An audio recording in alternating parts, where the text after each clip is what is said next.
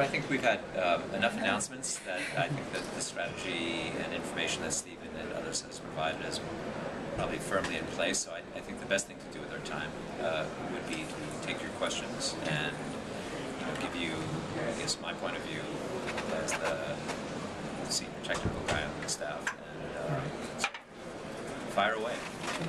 How long have you been the CTO of Nokia? Well, formally, I guess, since Friday. But I've been at the company in essentially that role for about 8 or 9 months now. And how do you see your role modified now with Windows in the picture? Well, if you're lucky, a CTO's role is always changing because it makes it more exciting. My role has a few parts to it. One is charting the technology strategy overall and pieces of the company. Two is assisting each of the product teams with key technology decisions, operational decisions about how better to build software, design decisions to make. That will continue, and I'm also responsible for the next discontinuity, the next platform that Stephen talked about as the third pillar of our strategy. How it has changed as in light of this announcement is I think spending more time with obviously with Microsoft in terms of some platform definition discussions, but also with our own teams in evolving their thinking about where innovation needs to take place. In the case of the Windows Phone activities, clearly there's going to be more innovation on top of the platform than in the platform. And that's work we will do, whether it's on the services side or on applications or in putting those two together and helping people get through that and become innovators in that on-top space instead of just in the operating system itself will be an important new piece of work for myself and the folks I work with. From the latest alliance with Microsoft, would this in the future by any means end or conclude in any price implications on the end users or the consumer, whether it's on the increase or the decrease? Well, we've announced nothing about pricing, and I think it's impossible to predict at that point. So I think the best thing I could say it's an unknown. Until products are defined and announced and clarity is placed around that, I think that's a question for the future. Alliance as well, how much did you think or include the emerging markets? Would this be affected, or did they look at the emerging markets, how they are relevant to this particular joint venture? Well, certainly, I think one of the values that Nokia brings to Microsoft is our, success and, local integration in all of the world's markets, including emerging markets. And so I think this is a very positive step for Microsoft as well as for Nokia in ensuring that there is reach not only with Symbian and Series 40 technologies, but the future Microsoft Windows Phone platform in those markets. We intend to reach everywhere that we have historically reached with this new product when it comes to market. The first question is about Symbian, Symbian Foundation, Symbian team within Nokia, and the investment we already have in a particular area, and how this will be affected based on this decision, and how we're going to help the Symbian people or team to bypass this challenge. That's the first one. Okay, well, as we announced, we still have very significant plans for Symbian going forward, and to realize those plans is going to take a lot of work, a lot of R&D. We have plans for a number of software updates and releases, an entirely refreshed user interface, new developer model with Qt and Qt Quick on the platform, all new hardware in the pipeline, including gigahertz processing capabilities, multi-core processing capabilities.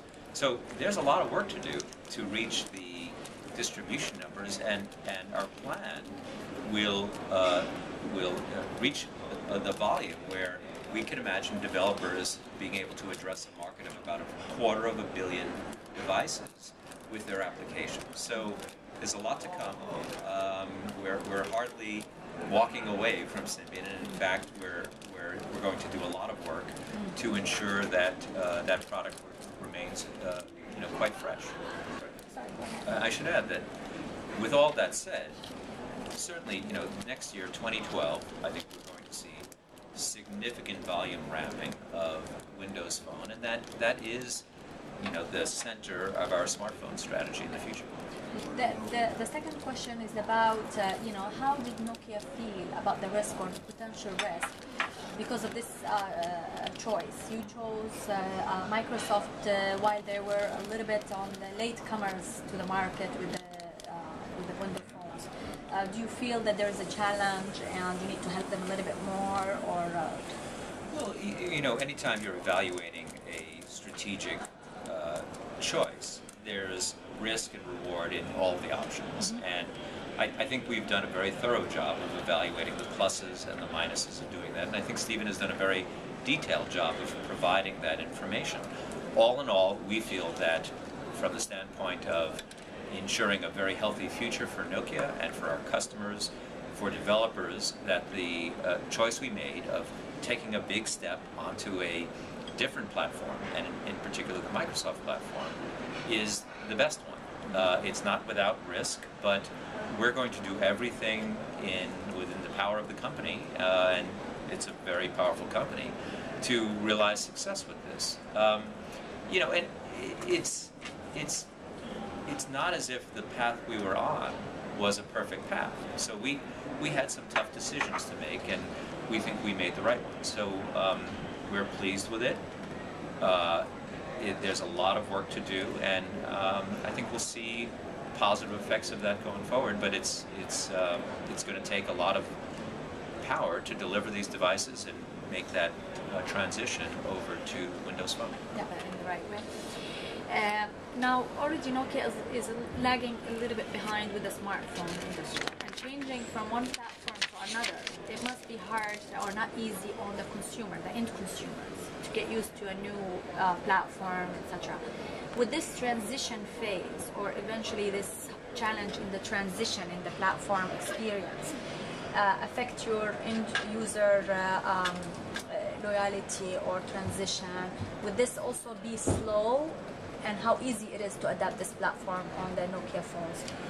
Well, I think there's two different parts of your question, which is, let me answer the second one first, which is how challenging is it to get Windows Phone running on Nokia hardware? Yes. That adaptation, that's a pretty straightforward process. The Microsoft hardware specification is a very focused and narrow specification. It happens to align with where we are going in hardware, and so we have a lot of work that's already been done that we will be able to direct onto the project to deliver a Windows Phone quickly. And so that adaptation work, I think, will be straightforward, is well understood. We have brilliant hardware people, both designers and the people who do the productization of adapting operating systems to the device. So, obviously work to do, but well understood. Yes, sorry about that. All right. So, second item is how customers will adapt to it and how quickly they can move from the Symbian platform to the Windows platform. And I think that also has a very positive answer. Many people who have used the Windows Phone device have been very impressed with it.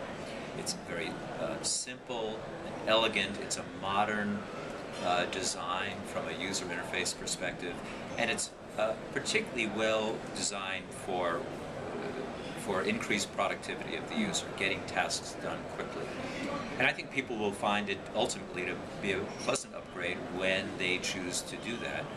But there's no rush, right? We have current versions of Symbian and new versions coming, and I think there's great opportunity for customers to use the products that we have either today or in the pipeline.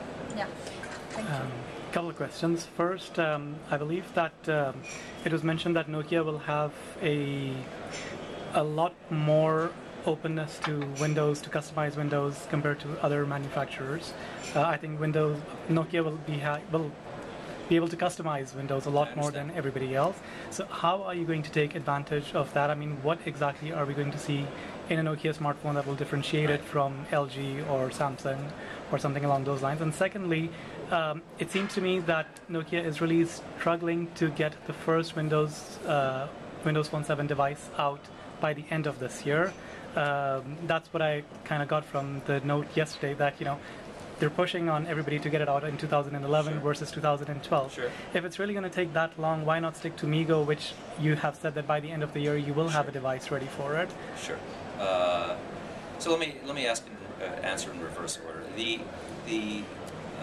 I would not characterize our efforts as struggling by any means. We just announced it on Friday. Mm-hmm.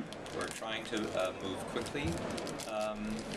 We gave an estimated time frame, and I don't think that's an indication of struggling whatsoever. However, I think what Stephen has stressed, and it's certainly very much part of our decision-making process when considering our three options, is that it's much more, as he said, about the ecosystem than only the device. So as you note, we are certainly well prepared to get a MeeGo device delivered from our MeeGo program this year. We still intend to do that, as has been announced. But one device, doesn't make an ecosystem. It requires multiple devices, new chipsets, many developers, many potential OEM partners, lots of distribution, and that is something that is beyond the planned breadth of the near-term MeeGo program. So when we evaluated all of the conditions necessary to rapidly build a third ecosystem, we felt that partnering with Microsoft was the best thing to do, and that was different than just evaluating the device alone. So that's the first answer. The first question you asked, one more time? How will Nokia take advantage of the customizations that Microsoft... Yes, the customization piece. Well, that's a tricky one. We're not in the position of announcing an answer to that question yet, and let me tell you why. It's quite simple. As Stephen has noted, we do have that right to do it, but it's back to the ecosystem question. How much should we innovate and modify at the user experience level, at the API level for developers, when in fact we're trying to build an ecosystem where developers can feel free to be familiar with devices, where there can be commonality of applications, where you can write once and run it on a variety of devices, which is not to say they'll be identical. There are things we can do in the hardware, there are things we can do on top of the platform versus in the platform that will allow us great avenues of innovation. But I think we want to be careful about not changing it to be our own and break the value of ecosystem that we're pursuing. Okay. Sorry, one more question, if I may. Yeah. Almost every single competitor of yours has a tablet out or coming out this year. You look at LG, you look at Samsung, you look at Motorola. I mean, yes. All of them have. What is Nokia's strategy or views or position on that? Well, the only thing we're willing to share so far is we're big believers in tablets, and in fact, we feel, and I feel as CTO, that when it comes to mobile technology, we should always be interested. It isn't confined to just mobile handsets, and so there's a variety of things, whether it's automotive or tablets or others that we're all considering. But it's too early in this partnership to announce anything clear about tablets, other than we're very interested. We're going to keep working on a tablet strategy that we can share in reasonable short term. From my understanding, I think Nokia was in fact one of the first to deliver a tablet a good 3 to 4 years back. I'm forgetting the model number. It was N8 or I'm not sure. It was the N series. N series, exactly. It was a Linux-based device. Absolutely, yes, right. Exactly. And that was a wonderful tablet for its time. That just kind of got sidetracked and. Well, it was viewed as a proto, an investigation of new markets and new market opportunities, and had it grown up more quickly, perhaps the world would be a different place. But that's a very hard comparison to do. The only thing I can say is that alternate forms of mobile devices will be increasingly important to Nokia. and that we'll be building plans and strategies around that continuum of device